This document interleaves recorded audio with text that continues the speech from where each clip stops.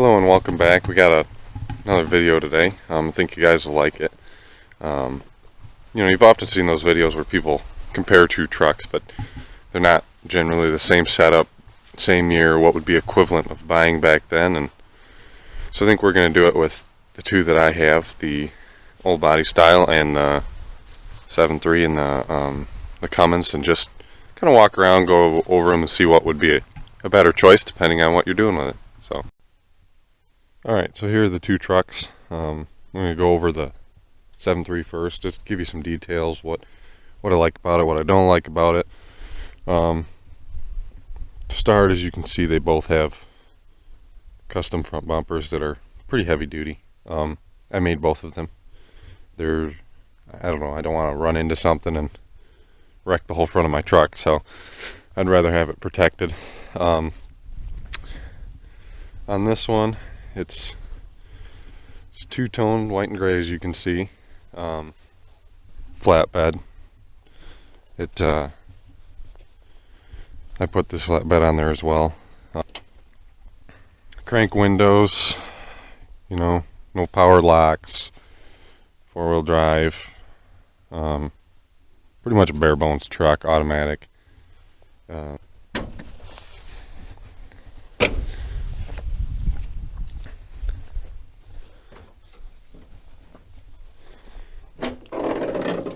Don't make fun of my little filter there. That was just the old box was junk, so I had to put a new something else on there, and that was temporary till I buy the right one. Take a look at this engine bay. Kind of cluttered, if you ask me, but not as bad as the newer trucks. I'll show you inside the engine bay of this one, so you can get a comparison of why I say that's cluttered.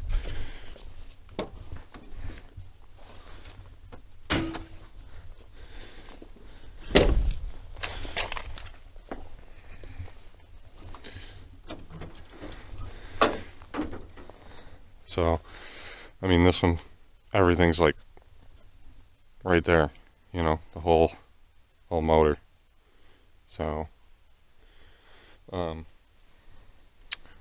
terms of simplicity under the hood, it's probably cheapness to work on.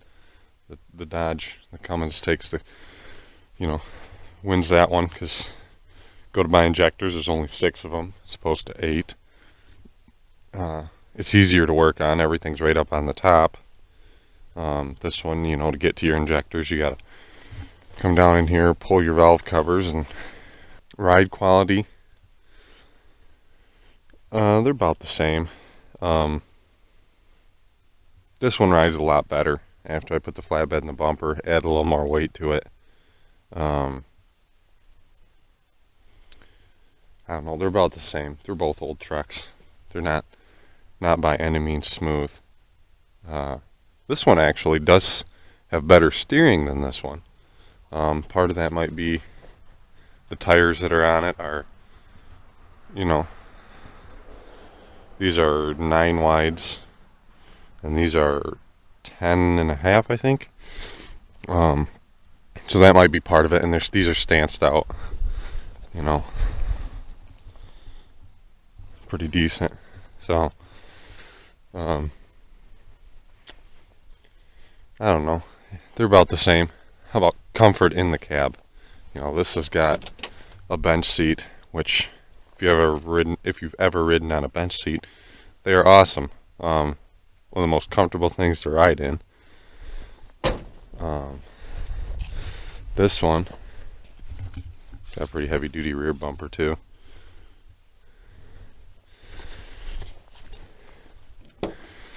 It's got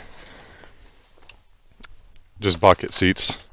The reason they are covered like this is that stupid red that they did back in those days, the maroon that nobody liked. Got a different center console in there. It's half done, not finished. But these seats in the second gens were super comfortable, if you ask me. I drove this to Florida and had no problems. I didn't stop. and I was fine. It was perfectly comfortable for me. But I'd say it's a draw on comfort inside the cab. One thing I will say, there's way more headroom in this truck, the Dodge, than there is in the Ford. I'm 6'5", and my head hits the ceiling sometimes, and 7'3" when I'm riding. This one, don't have any problems. Other thing, on these second gens, there is way more room behind this seat. Like, you can actually put stuff back here. As opposed to the Ford, there's not much room at all. It's like 4 inches, you know. I have speakers behind the seat in the Dodge. There ain't no way I'm fitting them back here. I mean, you guys can see that that's like 4 inches, 5 inches maybe. If you're gonna tow, Dodge is definitely the way to go. The Cummins, just the power delivery smoother, the torque comes on sooner. Just it's gonna haul better. Get a stick though. Don't buy an automatic. You have problems with it. This one, in terms of just being reliability and, you know, somebody driving by in the Duramax, if you're not gonna haul all the time and you're just gonna drive it, these are, you know, these are good trucks. They're good work trucks. You know, there's nothing wrong with them.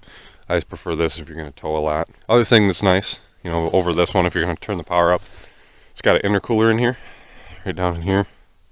So you're off your turbo, your air goes through the intercooler, cools off, and then goes back up to the motor. This one, it's hard to see, but it just goes directly from the turbo, which is right here, down into the motor. So if you turn your power up too much, you got to buy either a intercooler kit and put it on, make your own, because there's not one on here, and your exhaust temperatures will get really high unless your tune is really, really good. So that's another downside if you're gonna turn it up. There's also, if you notice, see your exhaust, there is hardly any room to put an exhaust, like a 4-inch downpipe. You might be able to fit one, but I wouldn't think so. Yeah, in terms of trucks that you're gonna tow, buy a Cummins.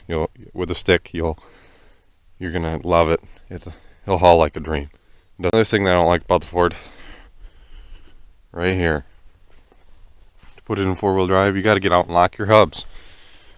So if I'm stuck in the mud, I gotta jump out in the mud, walk around, lock this hub, walk around to this one, lock this hub, and get back in the truck, and then it works.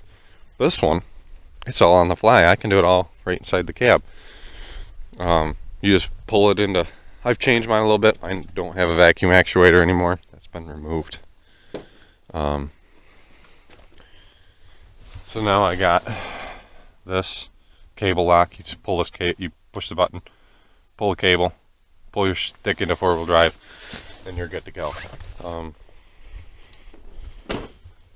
And I do like that because I don't, you know, if you got to use your 4-wheel drive, why would you want to get out of your truck? You know, that's just dumb. So, yeah, we're gonna fire these up for you. It's about 20 degrees, so hopefully they start, you know, this one starts just fine. Glow plugs do work.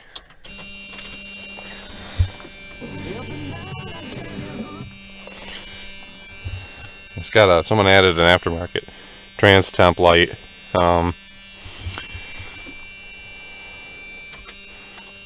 gonna cycle the glow plugs twice just because I'm gonna start in a couple days and probably won't start real well.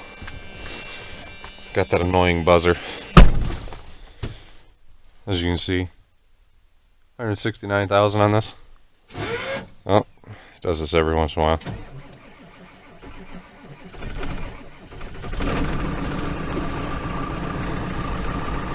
As you can see, it threw a little bit of a fit there. Not terrible.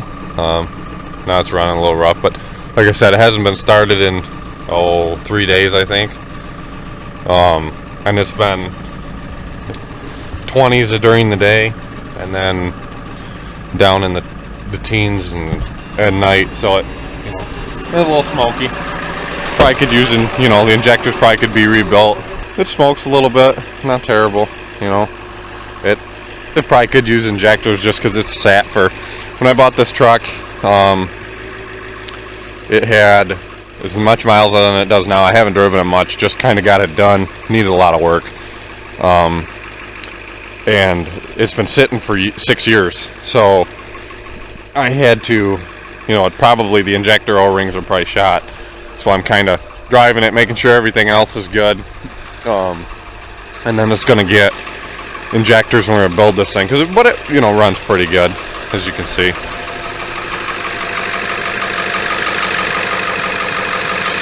Sounds like a Powerstroke should. So,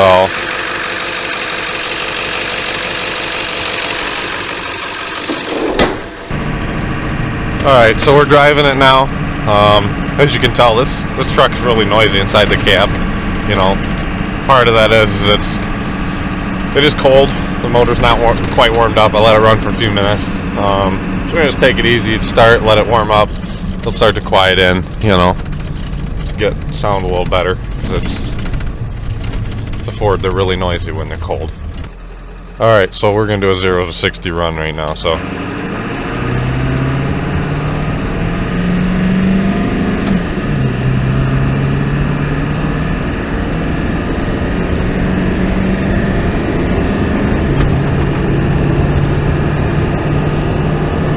And that would be 60. So as you probably saw, it's definitely not a speed demon. It just did 0 to 60 in like 18 seconds or something like that. But I guess for, a completely stock truck, that's not horrible, I mean, it's slow, that's for darn sure. Alright, so we had a little bit of issue with the first footage. Microphone didn't work, so you didn't have any audio.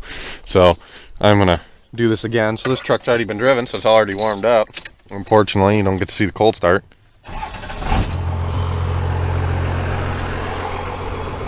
So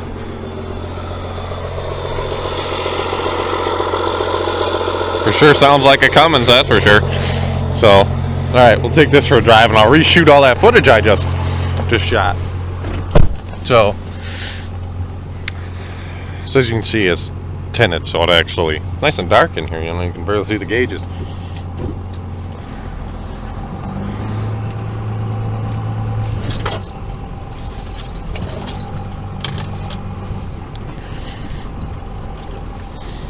Alright, so here we go.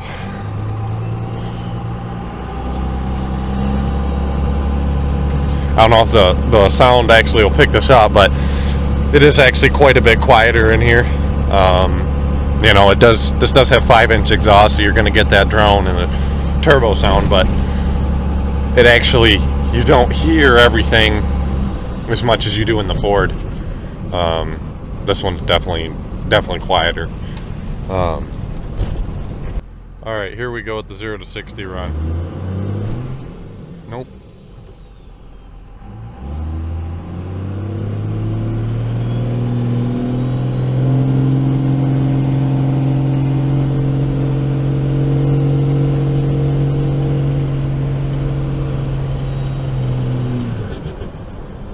Well, that was well past 60.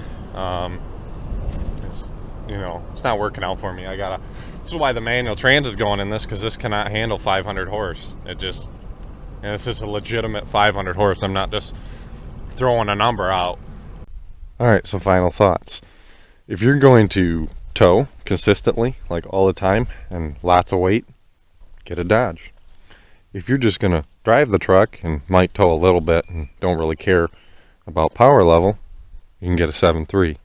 They're both pretty good trucks. This one's more of just going to be old reliable, not going to be tons of power, or you can, this truck is like a tow truck, is it haul anything, I'd recommend, if you're going to do it though, get both of them in a stick. I would never get an automatic in these older trucks. They just, if you're going to mess with power at all, sticks were the way to go.